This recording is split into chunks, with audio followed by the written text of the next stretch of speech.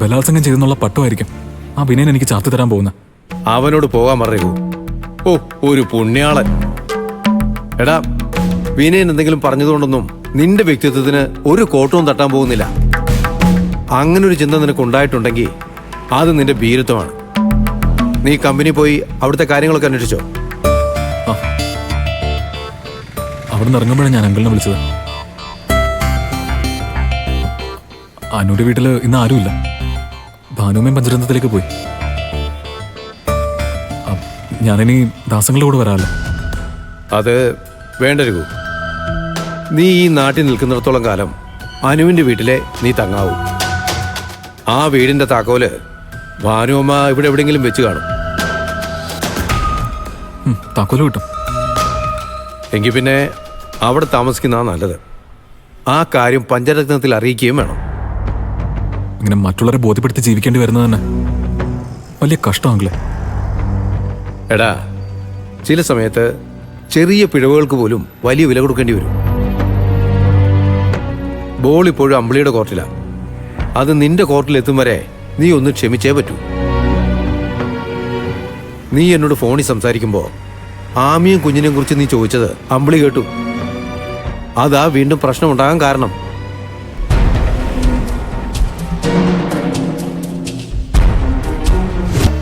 ഈശ്വര, എന്റെ ലൈഫ് ഇങ്ങനെ ആയെങ്കിലും അവരെങ്കിലും രക്ഷപ്പെട്ടല്ലോ.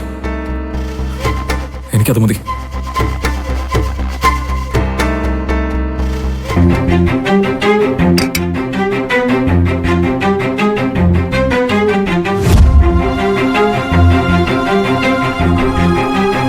അന്ന് അവള് നിന്നോട് ക്ഷമിക്കാൻ തയ്യാറായിട്ട് വന്നു എന്നാ എന്നോട് പറഞ്ഞത്. നീ ആമിയും കുഞ്ഞിനെ കുറിച്ച് അന്വേഷിച്ചതേ ആ ഒരു അർത്ഥത്തിലല്ലെന്ന് ഞാൻ പറഞ്ഞിട്ടും അവൾ വിശ്വസിച്ചില്ല. എടാ, സ്ത്രീകൾ പൊതുവെ അങ്ങനെയാ. അവർക്കൊരു കാര്യം ഉള്ളിൽ തട്ടിയാൽ പിന്നെ ആരെന്ത് പറഞ്ഞാലും ഒരു കാര്യവുമില്ല, അവരതിൽ നിന്ന് മാറുകയില്ല. എന്നുവെച്ചാ അമ്പിളിനെ ഒരിക്കലും വിശ്വസിക്കില്ലെന്നല്ല അങ്കിളെ. എടാ, അങ്ങനല്ല. അതുവരെ ഉള്ളതെല്ലാം അന്നൊരു ദിവസം അവൾ മറക്കാൻ തയ്യാറായതുപോലെ അന്ന് നിന്റെ വായിന്ന് വീണൊരു വാക്കും അമ്പിളി തന്നെ സ്വയം ചിന്തിച്ച് എന്നെങ്കിലും മറക്കാൻ തയ്യാറാവും. അപ്പൊ അവളോടൊത്തുള്ള ജീവിതം ഇനി വലിയൊരു കാത്തിരിപ്പായിരിക്കും അർത്ഥം. ശരിയങ്ങളെ, അവൾക്ക് മോളും ബന്ധുക്കളൊക്കെ അടുത്തുള്ളതുകൊണ്ട് ഒറ്റപ്പെട്ട് പോയെന്നൊരു തോന്നലുണ്ടാവില്ല. ഞാനും ഇനി എന്റെ ബിസിനസ്സിലും കാര്യങ്ങളൊക്കെ മുഴുകാൻ ശ്രമിക്കാം. അതൊക്കെ അതാണ് വേണ്ടതിരിക്കും. കുടുംബത്തിന് വേണ്ടി ജീവിക്കുക എന്ന് പറഞ്ഞാൽ 24 മണിക്കൂറും ഭാര്യയ്ക്കും മക്കൾക്കൊപ്പം കഴിയാന്നുള്ളതല്ല. നീ നല്ല രീതിയിൽ ബിസിനസ് ചെയ്യുന്നതും അതിൽ വിജയിക്കുന്നതും നിന്റെ കുടുംബത്തിന്റെ ഉയർച്ചയ്ക്ക് വേണ്ടിയല്ലേ. അങ്ങനെ ചിന്തിക്കുമ്പോൾ നിന്റെ കുടുംബം നിന്റെ കൂടെ തന്നെ ഉണ്ടെന്ന് നിനക്ക് തോന്നും. താമസിയാതെ നിന്റെ വിജയത്തിനോടൊപ്പം ചേരാൻ അവരും തയ്യാറായി വരും. അതുപോലെ നിനക്ക്.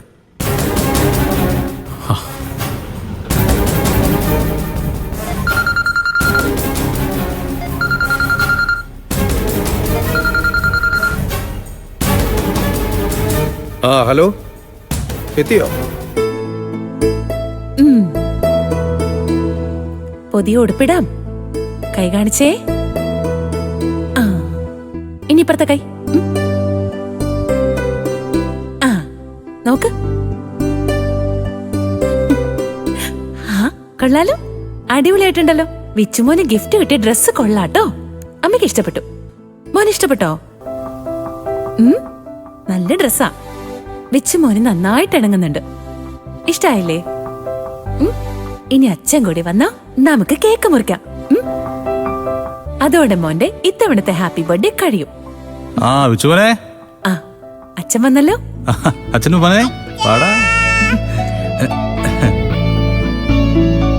എന്താ ഇന്ദ്രേട്ടാ, പോയിട്ട് വേറെ ബുദ്ധിമുട്ടൊന്നും ഉണ്ടായില്ലല്ലോ? ഏയ്, ബുദ്ധിമുട്ടൊന്നുമില്ലായിരുന്നു. അമ്മ അവിടുന്ന് എല്ലാവരും കൂടെ എങ്ങോട്ടാ മാറ്റിയെന്ന് ഇതുവരെ അറിയാൻ കഴിഞ്ഞില്ല. ഹർഷയുടെ വീട്ടിലേക്ക് കൊണ്ടുപോയി കാണൂ ഇന്ദ്രേട്ടാ. അല്ലാതെ എവിടേക്ക് മാറ്റാനാ? ഇവിടുത്തെ പഞ്ചായത്ത് മെമ്പർ വാസന്തി ചേച്ചിയല്ലേ. അവരെന്തായാലും ശബരിയുടെ വീട്ടിലേക്ക് അമ്മയെ കൊണ്ടുപോകാൻ ഇടയില്ല. അത് ശരിയാ. അവിടെ കൊണ്ടുപോയാല് നമ്മൾ അറിയാതിരിക്കില്ലല്ലോ. ഹർഷയുടെ വീട്ടിലും ഇതുവരെ എത്തിയിട്ടില്ല. ഞാൻ രവിയെ വിളിച്ചിരുന്നു. ആ, ഞാൻ വാസന്തി ചേച്ചി ഒന്ന് വിളിച്ചു നോക്കണോ? പഞ്ചായത്ത് മെമ്പർക്ക് ഇടപെട്ടു എന്നല്ലേ പറഞ്ഞ? അപ്പൊ പിന്നെ അടുത്ത നീക്കം എന്താണെന്ന് നമ്മളോട് കൂടി പറയേണ്ട ഉത്തരവാദിത്തം അവർക്കുണ്ടല്ലോ. ഇപ്പൊ വിളിക്കണ്ടാനു. ഇനി എന്തായാലും മോന്റെ കേക്ക് കട്ടിയും ചടങ്ങ് കഴിയട്ടെ. അതുവരെ ബാക്കിയെല്ലാം നമുക്ക് മറക്കാം, അല്ലടാ?